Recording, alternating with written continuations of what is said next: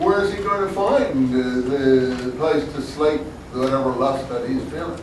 And these people were thrown together all the time. Think of it. They would go to an inn and there would be 12 men sleeping in the same bed. Or you'd be on a ship voyage and be sharing a hammock with 3 or 4 others.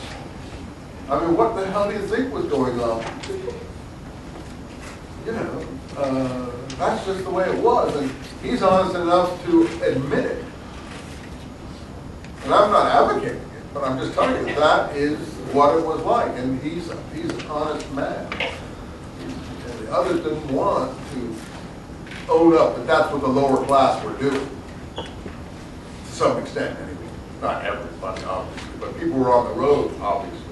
People were thrown together with others in places like the Army or the Navy or in inns or people, you know, in flop houses or wherever they were staying. There are no women in these places.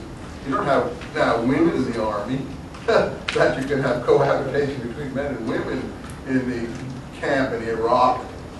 That wasn't the way it was going on then. Something else was going on, and Whitman is honest about that. But he's not a dedicated person to that. He just admits that, and he loves young men as he loves young women. And he says it. He calls out to young men. And he's pretty honest about that.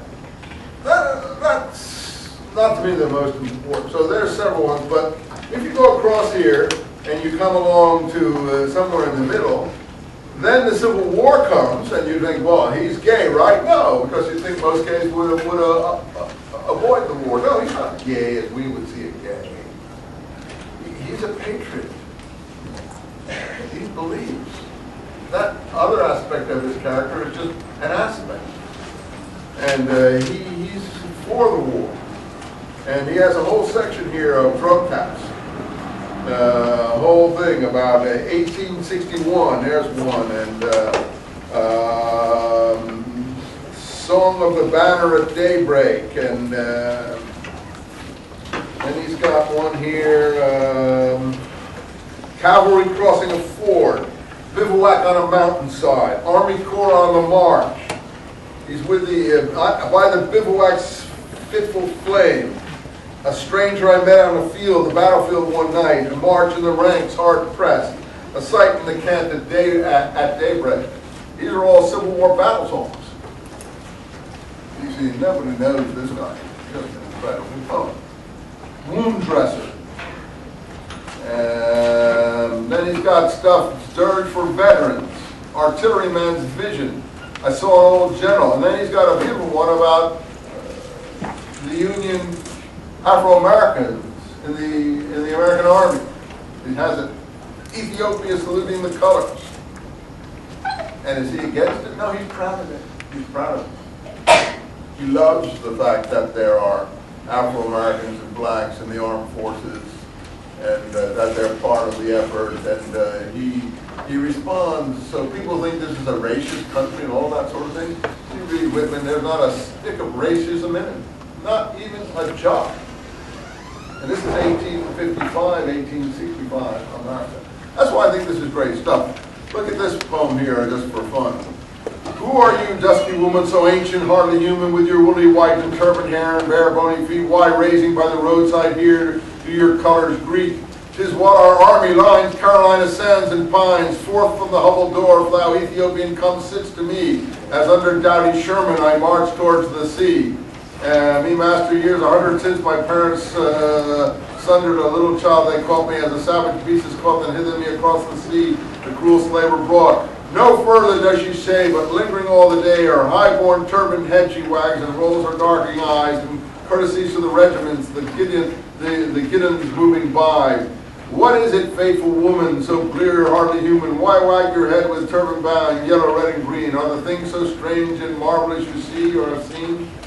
Anyway, what he's talking about is the effect of the American armies marching through the Carolinas with Sherman and so on. But he has other ones like that. So they're all poems like that. Give me 2 more minutes and I'll let you go, if you don't mind. Let me just read you the first few lines here, get rid of the song myself so you'll read it at home, and then next time we'll talk about it. Listen to the rhythm of this poem, the first poem that he sent to Emerson. I celebrate myself and sing myself. And what I assume, this is when he's at his best, of course, when he's saying things incomparably well. And what I assume you shall assume, for the atom belonging to me as good belongs to you. I loaf and invite my soul. I lean and loaf at my ease, observing a spear of summer grass. My tongue, every atom of my blood, formed from this soil, this air, born here of parents, born here from parents the same and their parents the same. I now, 37 years old, in perfect health begin, hoping to cease not till death. Creeds and schools and abeyance, retiring back a while, suffice it what they are, but never forgotten. I harbor for good or bad. I permit to speak at every hazard, nature without check with original energy. 2. Houses and rooms are full of perfumes. The shelves are crowded with perfumes. I breathe the fragrance myself and know it and like it. The distillation would intoxicate me also, but I shall not let it. The atmosphere is not a perfume. It has no taste of the distillation. It is odorless. It is for my mouth forever. I am in love with it. I will go to the bank by the wood and become undisguised and naked. I'll take off all my clothes and run down to the river. I'm mad for it to be in contact with me. And now he's generating his excitement and working himself up. The smoke of my own breath, echoes, ripples, buzz, whispers, love, root, silk thread, crotch, and vine. Talking about his sex parts.